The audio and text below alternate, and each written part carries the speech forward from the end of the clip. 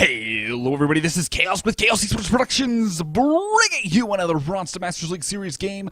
Today we're going to be looking at a ZvP here on Ultraseam Stronghold, and today we've got a little bit of a wonky game. It's going to be really interesting and kind of very straightforward, as we've had most of our Protoss Protoss games play that way. So yeah.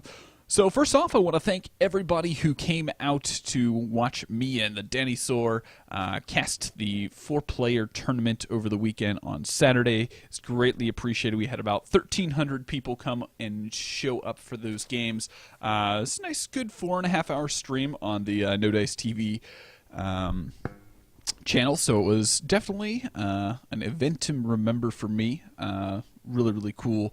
So I want to thank you all for coming out there, for those who did come out. Also, there will be another tournament that will actually go Thursday, Friday, and Saturday of this week. It will be 9 a.m. Eastern Standard Time, so obviously Thursday and Friday are out for me, but I will be casting on Saturday morning at the No Dice TV channel, so feel free to go on over there. I'll put a link to their Twitch channel down in the description, so feel free to go follow them.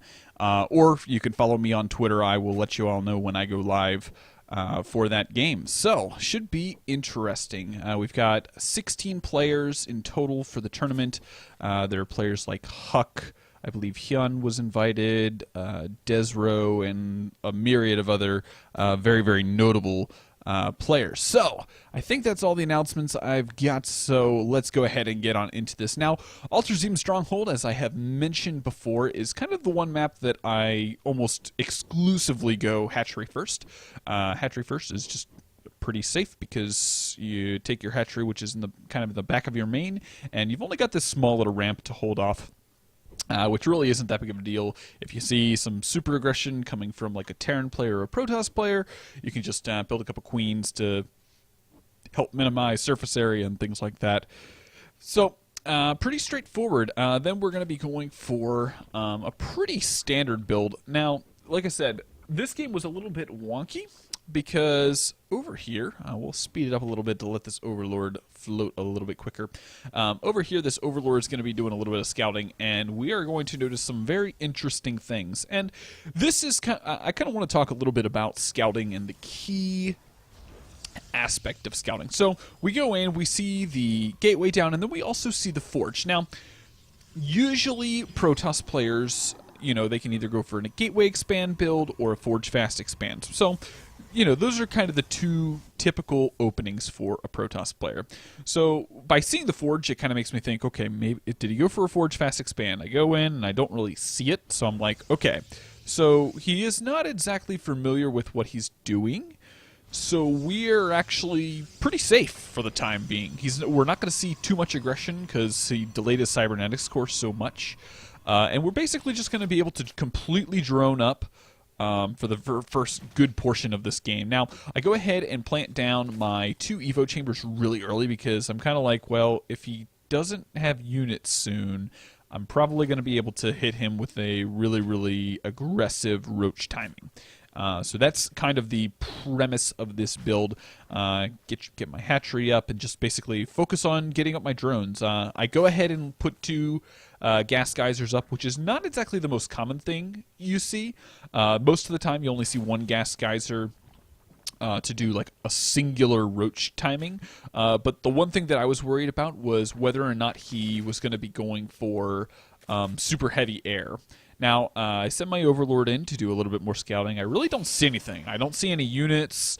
All I see is the single gateway. I come down and I, see his expansion. I'm sitting here like, what in the world is he doing?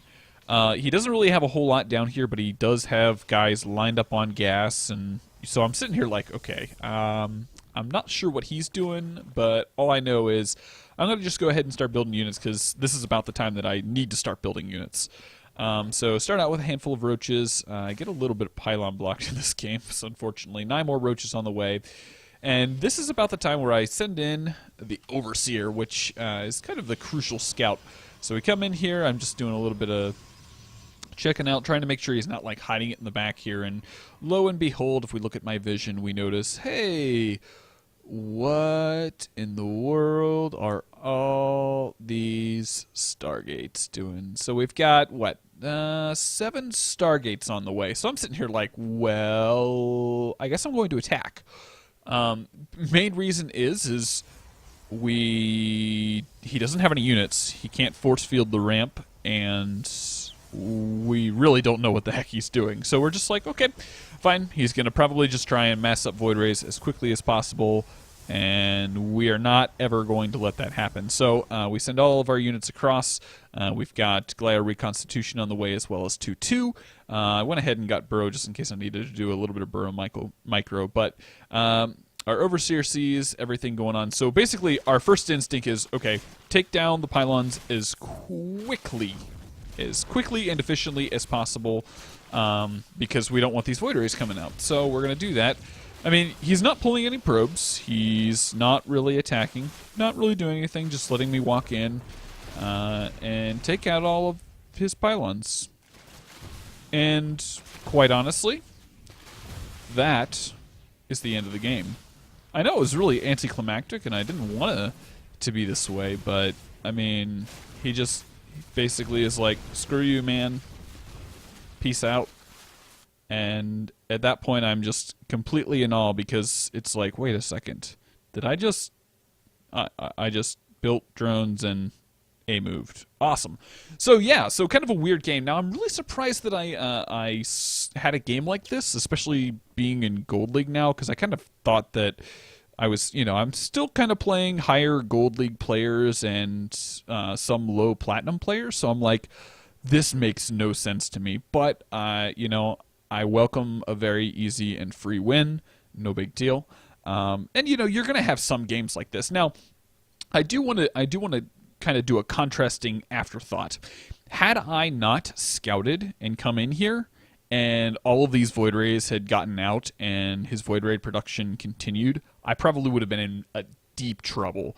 There's really not a whole lot that I can do with, 5 Hydras compared to what would have been 7 Void Rays at the time.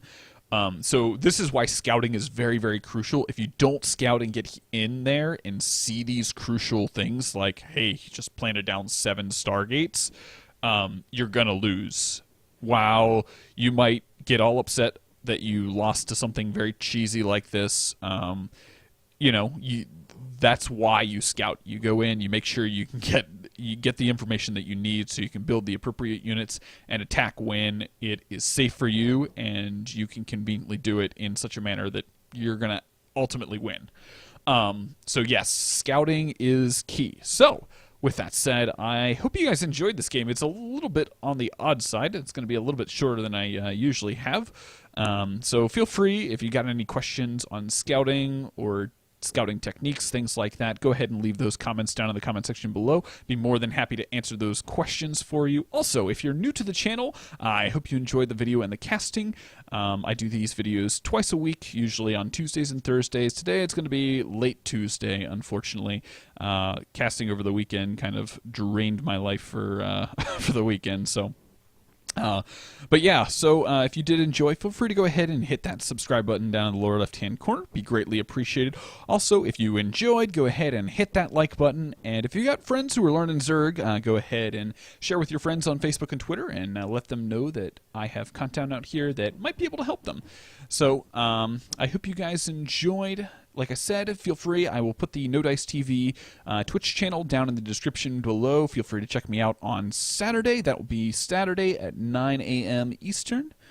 And I think that is all that I got. So I hope you guys enjoyed, and I will see you guys in the next game.